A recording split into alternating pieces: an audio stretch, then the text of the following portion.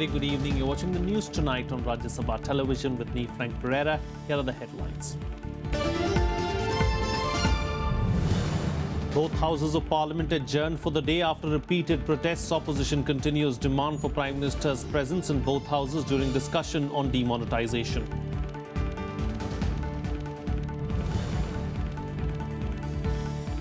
Government moves amendment to change income tax law in Lok Sabha. Undisclosed income holders will be required to pay 30% tax, penalty of 10% and surcharge of 33%.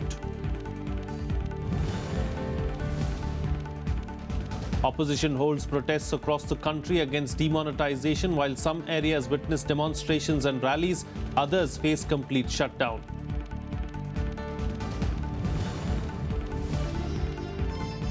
And Union Home Minister Rajnath Singh to lead a delegation to attend Fidel Castro's funeral in Havana tomorrow. Ashes of the 90-year-old leader to be buried in Santiago de Cuba on December 4th.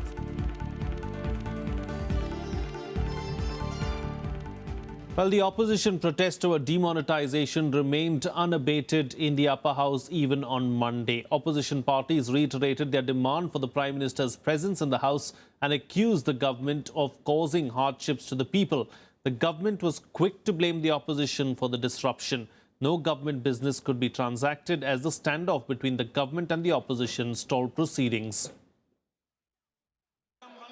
The demonetization issue continued to trigger protests, putting the opposition and the government at loggerheads in the upper house of parliament. The opposition continued to insist on the Prime Minister's presence in the House and voice concern over the miseries and deaths allegedly caused by the decision.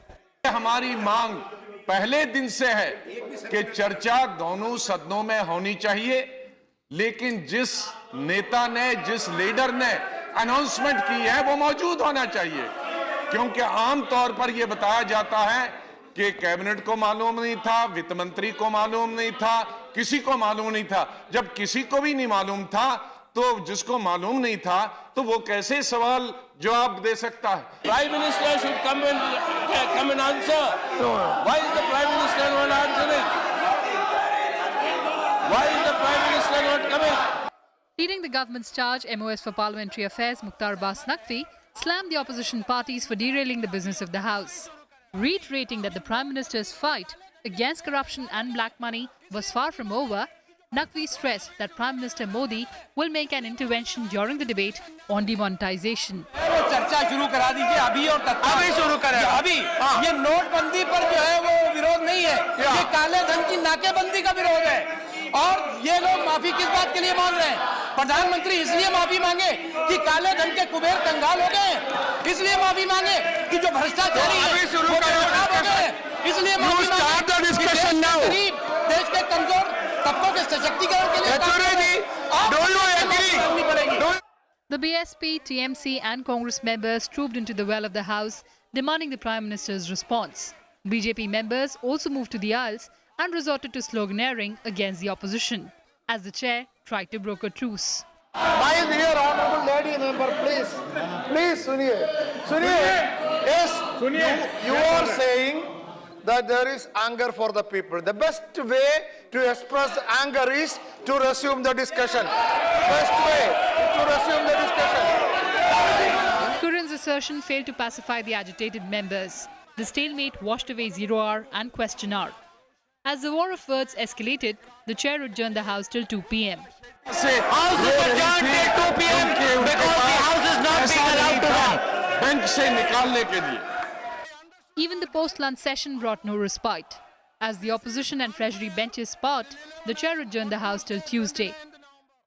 With inputs from Vishal Dhaya and Panchanan Mishra, Kriti Mishra, Rajya Sabha TV. Moving on now, a united opposition continues its protest in the Lok Sabha too, forcing adjournment of proceedings for the day. The government once again pressed for a debate, but the opposition parties remained firm on their stand, demanding a discussion under an adjournment motion.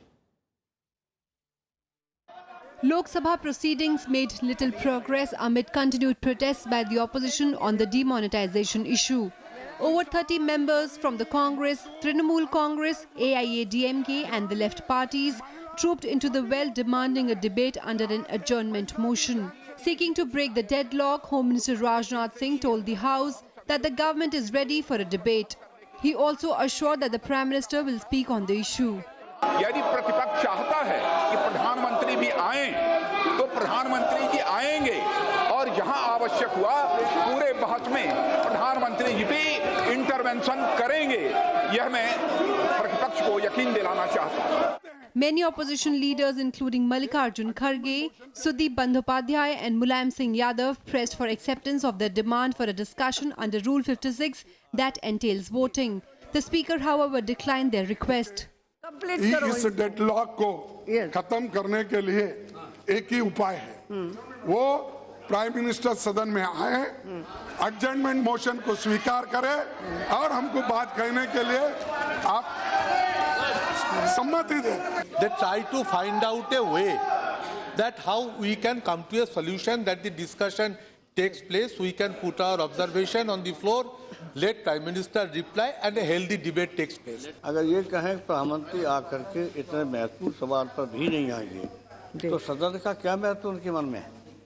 पूरा देश चिंतित है, पूरे देश में ये हालत है कि खेत बोए नहीं जा रहे, ये बता रहे हमारी गृह मंत्री। It is really the duty of the government to run the house better. The chair also can advise the government to have the discussion. We are not against the discussion, but you see that there were a number of instances in this house itself when such a serious issues are coming, the government come forward. लोग दिक्कतें झेल रहे हैं। Every day people are suffering, and for this there is a need to find a way out. There is a need for the government also to take suggestions from the opposition. Speaker Sumitra Mahajan tried to conduct the question hour, but as the din continued, she adjourned the House till noon and later till 2 p.m. Lok Sabha has been witnessing disruptions over the demonetization issue ever since the winter session started on November 16th. With Ravindra Singh and Pranav Goswami, Bureau Report, Rajya Sabha TV. Well, opposition parties observed Jan Akrosh Divas today with countrywide protests against the government's demonetization move. However, with different parties leading separate marches, there was a mixed impact of the rally. States like Kerala and Tripura experienced a shutdown over the call given by the left front. Here's more. As part of the Jan Akrosh Divas called by the opposition, Congress Vice President Rahul Gandhi led a group of MPs in staging a protest against the government on the demonetization issue. MPs from the Congress, RJD, NCP, DMK and the CPIM protested in front of the Gandhi statue outside Parliament, demanding more steps by the government to ease the problems being faced by people due to the sudden currency ban.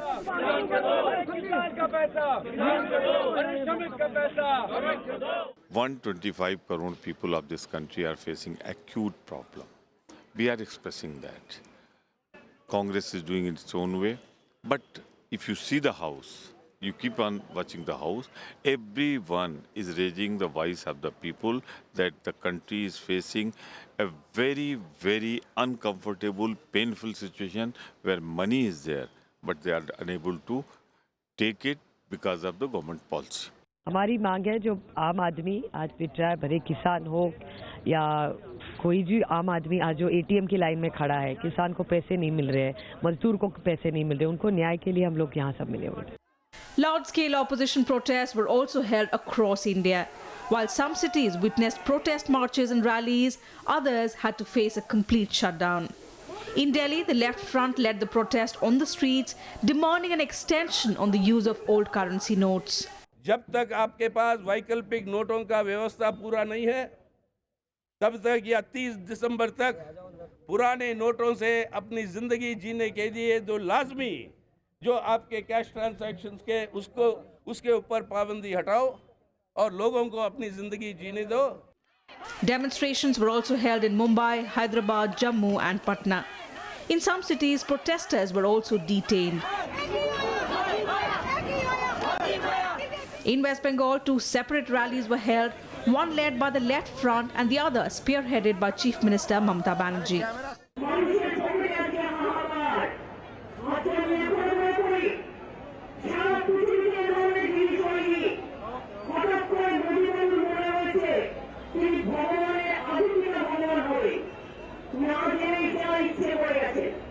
The maximum impact, however, was seen in Kerala, which witnessed a complete shutdown.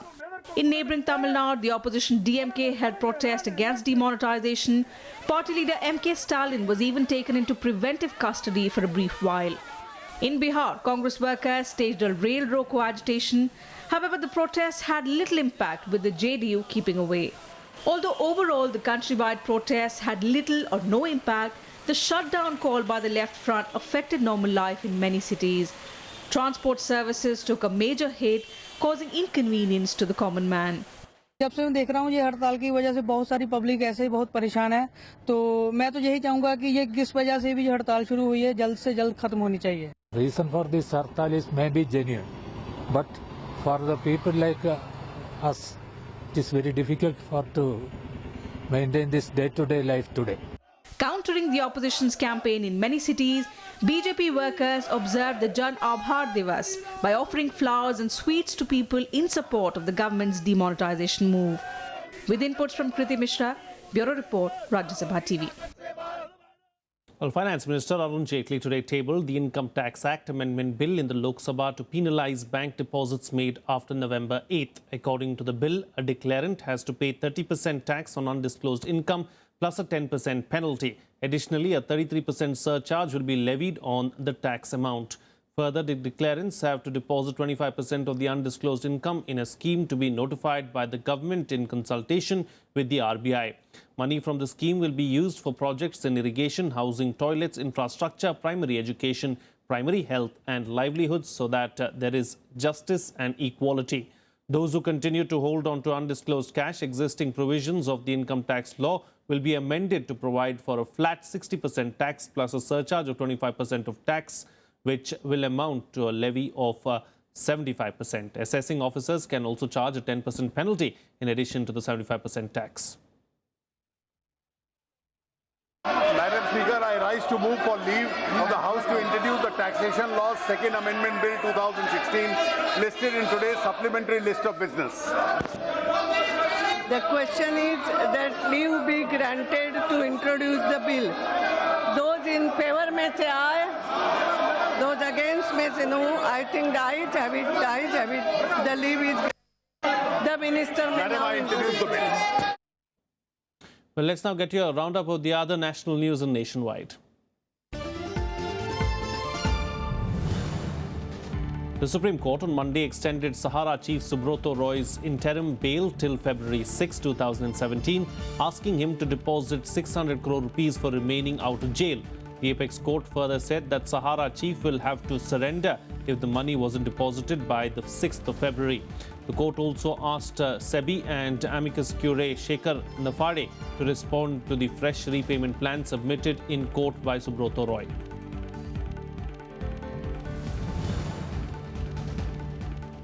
The Supreme Court on Monday adjourned the hearing on the beef ban in Maharashtra and its export for 8 weeks. Earlier, the top court issued a notice to the BJP-led state government on a petition challenging a Bombay High Court order permitting consumption of beef brought from states that allow cow slaughter.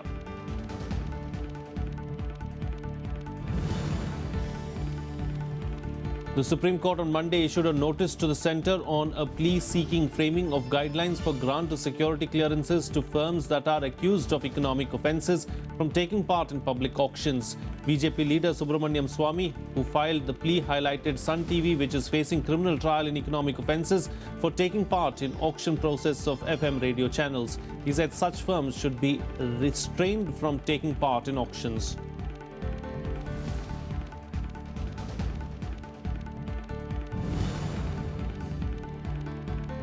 An encounter broke out between security forces and militants in North Kashmir's Kupwara on Monday. The ultras, however, managed to flee. A search operation was launched in Kupwara following intelligence inputs about the presence in the area when the militants opened fire.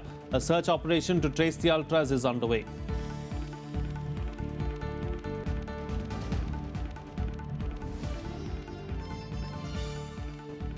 Well, it's time for a short break now, but news and updates will continue on the other side. Stay tuned, we'll be right back.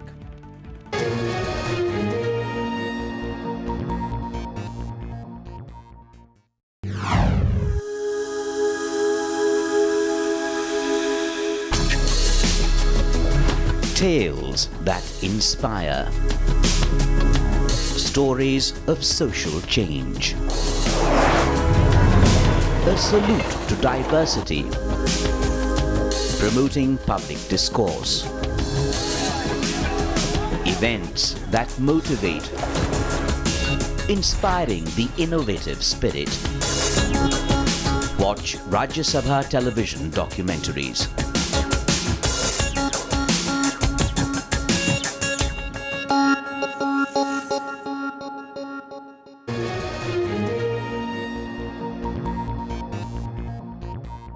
Welcome back. You're watching Rajya Sabha television. Well, Cuba's revolutionary leader Fidel Castro will be laid to rest on December 4th. Tributes, meanwhile, continue to pour in for the man who is considered one of the most prominent world leaders of the 20th century. World leaders will gather in Havana on Tuesday for a memorial ceremony. Havana's historic plaza, the Revolution Square, will host giant rallies to honor Fidel Castro, the revolutionary figure who died on Friday. A large photograph of the Cuban leader now overlooks the square, where a memorial service will be held on Tuesday, expected to draw world leaders and foreign dignitaries. 我们相信，在劳尔主席的坚强领导下，古巴党、政府、人民必将继承菲德尔·卡斯特罗同志的遗志，化悲痛为力量，在社会主义建设事业中不断取得新的成绩。中古两党两国人民友谊必将持续巩固和发展。日本はキューバとの間でハイレベルな人的交流や政府間の意見交換、民間による交流も活発に行っており、前議長の逝去後もこのような良好な関係は維持されるものと思っております。That the legacy of Fidel Castro is felt far beyond the island of Cuba was on full display in Quito as Ecuadorians gathered outside the National Theatre for a tribute concert. Castro was an inspirational figure for much of Latin America and parts of the world that struggled against colonial rule. In Vietnam, the country's top leaders visited the Cuban embassy in Hanoi to pay homage to Castro. Hundreds of Vietnamese people also paid their respect to the iconic leader. Castro's remains were cremated and his ashes will be taken around Cuba until the state funeral on December 4th. Union Home Minister Rajnath Singh will lead the Indian delegation to attend the funeral in Havana. The delegation, which is likely to include leaders from various political parties, will leave for Havana on Tuesday. Bureau Report, Rajya Sabha TV. Meanwhile, Rajya Sabha condoled the death of Cuban revolutionary leader Fidel Castro on Monday. The House paid homage to Castro and remembered him as a leading light of the non-alignment movement. As soon as the House met for the day, Chairman Mohammad Hamid Ansari implemented the demise of Fidel Castro. Castro was a revolutionary leader who governed the Republic of Cuba for 47 years as Prime Minister from 1959 to 1976 and then as President from 1976 to 2006. He died on November 25th at the age of 90. Chairman Ansari hailed Castro's association with India. He visited India twice in 1973 and 1983.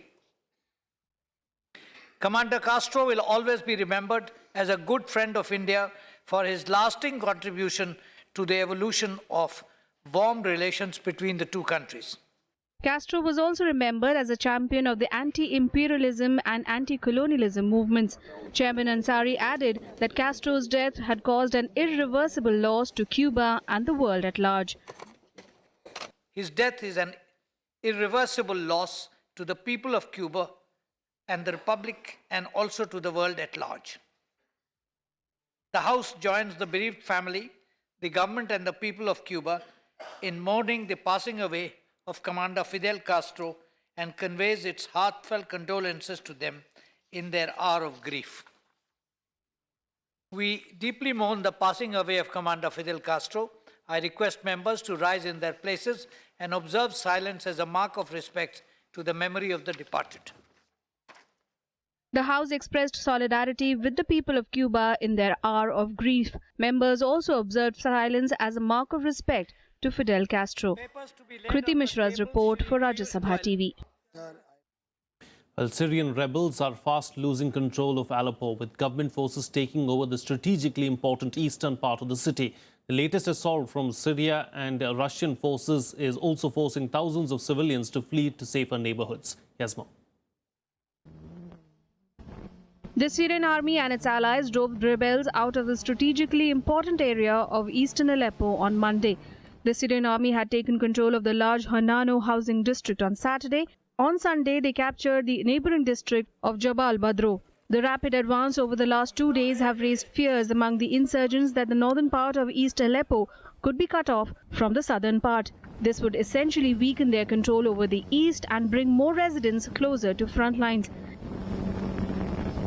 Several thousand residents are fleeing these shifting front lines. They were temporarily transported by government buses to the Riz crossing point before being moved to shelters in government-controlled territories. كنا عم نعيش حياة بهدلة، شفنا الذل بعيوننا، شفنا الموت بعيوننا، يعني خبز مثل العالم وناس ما في، أكل ما في، كل شيء ما في، دخان، سكر ما في، يعني كلهم هدول الله يوفقهم. الحمد لله رب العالمين أمنونا خلال أول ما وصلنا أمنونا كل شيء أكل ومأوى وكل شيء، ويعني وكأني جينا كنا غايبين عن أمنا وجينا بعد 5 سنين استقبال. Civilians are increasingly expressing support for Syrian President Bashar al-Assad, whose forces are being aided by Russia in its assault on Aleppo. Capturing all of Aleppo would be a major victory for Assad after 5.5 years of fighting that has killed hundreds of thousands of people and displaced at least 11 million. The regime now controls at least a third of eastern Aleppo in just under 2 weeks since its renewed bid to capture the city. The assault has been waged with heavy airstrikes, barrel bomb attacks and artillery fire. Firing from both sides has killed at least 250 civilians, including 38 children, since November 15th. ورانا بالسلاح صاروا يضربوا علينا ويصيحوا علينا المسلحين وبعدين صوب واحد ورانا صابوا صاروا يضربوا على الصايب صابوا 1 2 وتشطحوا وانهزمنا قلنا له بريد نموت بريد نفوز والله نفذنا. More than 3 lakh people have been killed since Syria's conflict began with anti-government protests in March 2011. The war has also displaced over half the country's population, with millions fleeing across Syria's border to become refugees. Bureau Report, Rajya Sabha TV. Well, here's a roundup of the other international news and global buzz. UN Secretary-General designate Antonio Guterres on Monday called for the respect of human rights. While addressing media with Chinese Foreign Minister Wang Yi in Beijing, Guterres emphasized the need to respect human rights globally. He also said that the world faces challenges from enduring conflicts, climate change, population growth that are making more and more people suffer in different parts of the world. Guterres is currently on a 2-day visit to China, his first since being appointed in October.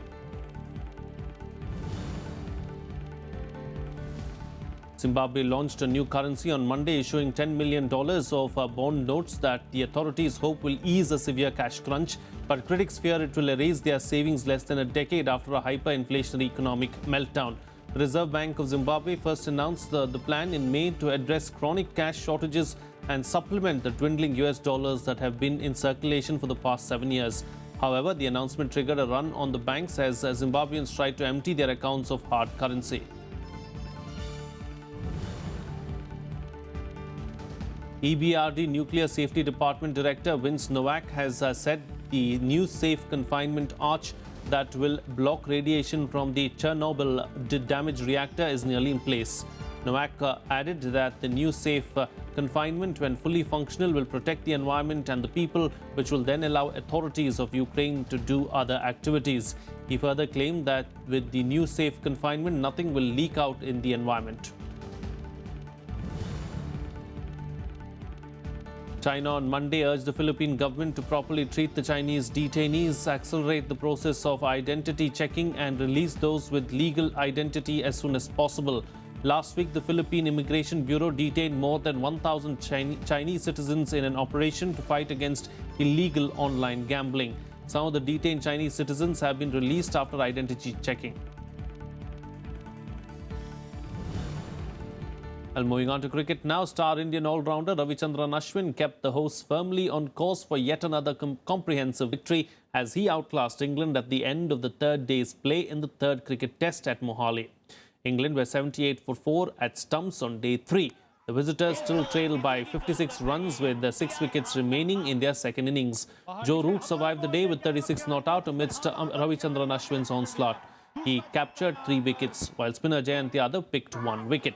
Earlier, the Indian team posted a commendable 417 to take a 134-run first innings lead. Ravindra Jadeja smashed his way to a career-best 90 as the lower middle order came good again. India resumed its first innings play this morning at the overnight score of 271 for 6. England made 283 in their first innings. India is currently leading the series 1-0. They had won the last game at Visakhapatnam by 246 runs, while the first test ended in a draw. Well, here's a roundup now of the other sports news in Sports Beat. 15-time world champion Pankaj Advani advanced to the semi-finals of the World Snooker Championship to assure India a medal. Advani defeated Thailand's Thanawat 6-5 in the quarter-final. He will now face Andrew Paget of Wales in the semi-final, which will be played later tonight. India's badminton mixed doubles pair of Pranav Jerry Chopra and N. Sikki Reddy finished as runners-up at the Scottish Open Grand Prix. They lost 21-13, 18-21, 16-21 to Malaysian pair of Goh Soon Hyot and Siobhan Jemmy Lai in the final. This was the Indian duo's third final in the last 5 tournaments, having won 2 of them. Argentina took their first Davis Cup title after Juan Martín del Potro and Federico Del Bonis won Sunday's reverse singles to complete the South American nation's spectacular comeback in a 3-2 victory over host Croatia in the final. Del Potro fought back from 2 sets down to beat Marin Cilic 6-7, 2-6, 7-5, 6-4, 6-3 before Del Bonis swept aside Ivo Karlovic 6-3, 6-4, 6-2 in the decisive rubber. Barcelona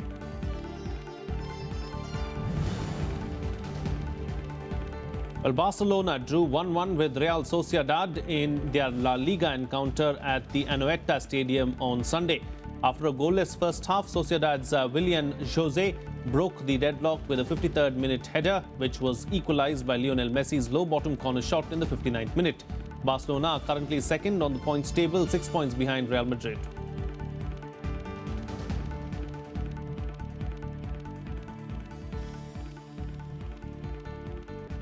That's it on this edition of News Tonight. Good night.